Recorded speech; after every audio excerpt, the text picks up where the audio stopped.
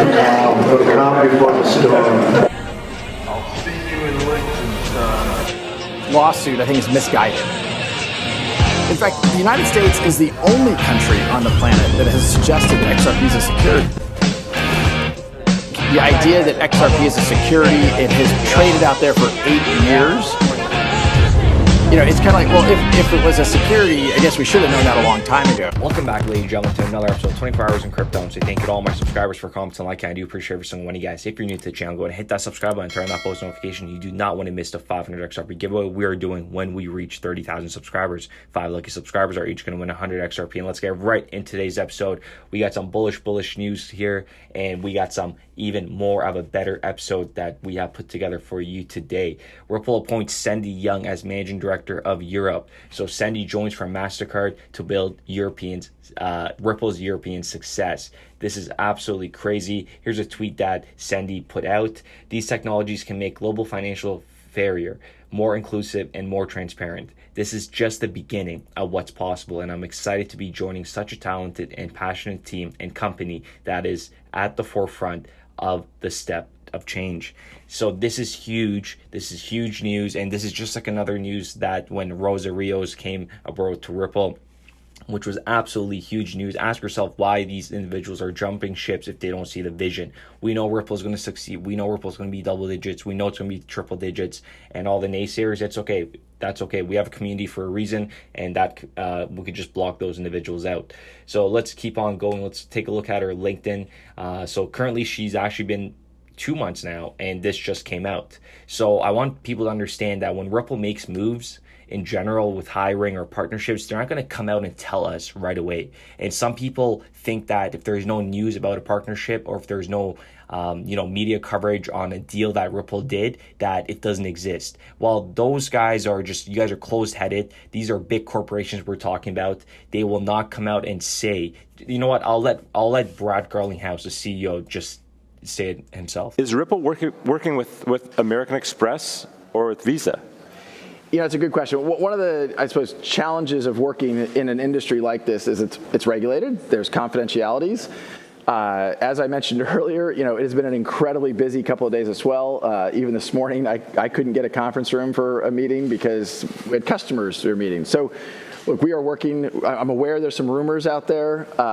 We announce our customer relationships when our partners are ready to announce that, and is part of working with the industry and not kind of trying to surprise them. Right. You know, we will make those announcements when we and our customers are ready.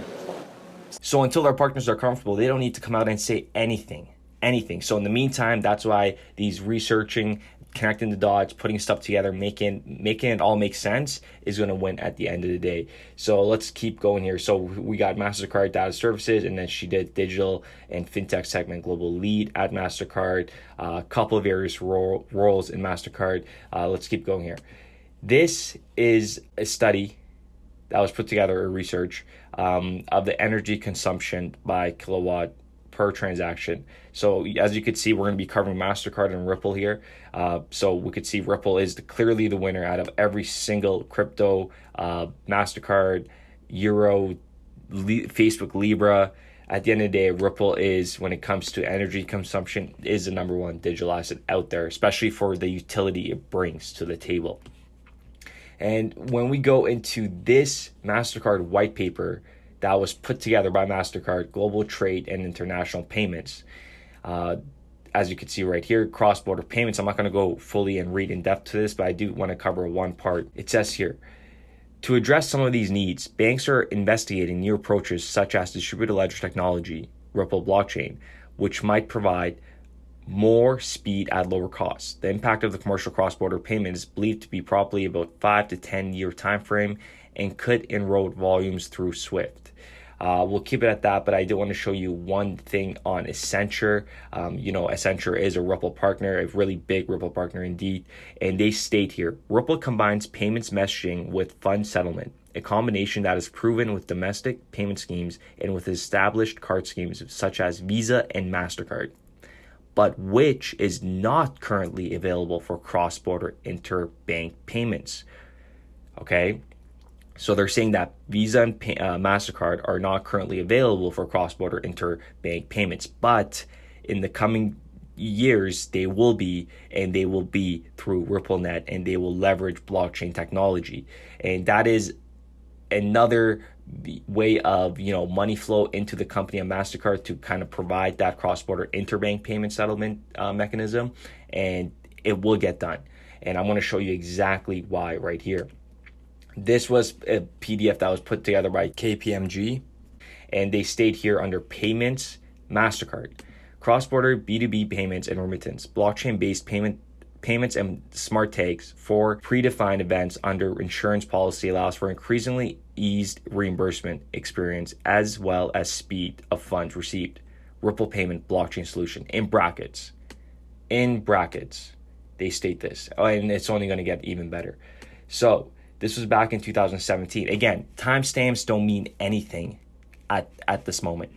Nothing. They could be doing so much stuff we don't even know about it, as you heard Brad Garlinghouse said earlier. We announce our customer relationships when our partners are ready to announce that. Timestamps don't mean anything, and I don't want you guys to get all bobbled up on timestamps. Standard Chartered Bank selects MasterCard to transform cross-border payments. Today, MasterCard announced Standard Chartered Bank as the most recent major bank integrating the MasterCard Send service to broaden their cross-border payment services.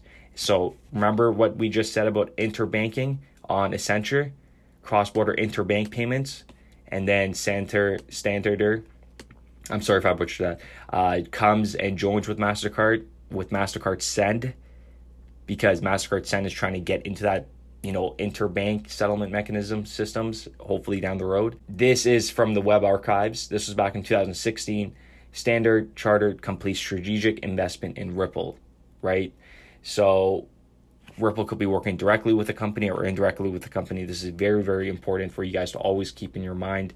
And this is a perfect example. So we got Ripple, we got Standard Chartered, investor in Ripple, and then goes and invests in MasterCard to transform their cross-border payments, but they would bring their technology to the table as well to pitch to them. And of course, at the end of the day, when you show them the pros and cons for Ripple, it's a no-brainer. Let's keep going. And then this is from Web Archives again. This was about just a landing page for MasterCard Send at the time. And take a look at this, how Google uses MasterCard Send. And never forget, Google-backed blockchain startup Ripple raises $55 million from big banks. People don't even know this.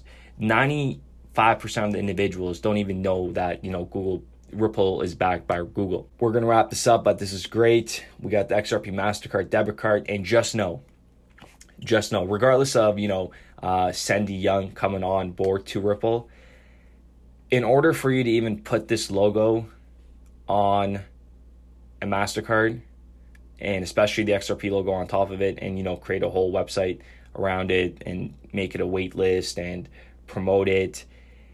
There's people out there, on the MasterCard side and on the Ripple side, just lawyers and people will sue other companies, if you're using their logos on a product it's a big deal. Like this, you making an XRP MasterCard debit card, it's a no-no if you don't have any kind of legal approvals, legal consent.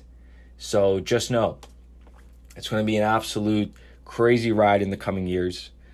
I do appreciate every single one of you guys, and we will be back with another episode. Let me know what you guys think in the comments down below of the whole MasterCard and XRP. But regardless, at the end of the day, they will not announce anything until our partners are ready. We could have the biggest deals in place, but if the third-party partners aren't ready, if the partners are not ready, then they don't need to announce it, and they won't announce it because it's none of our business, and they're just doing their business, and they don't need to disclose every single thing that they do.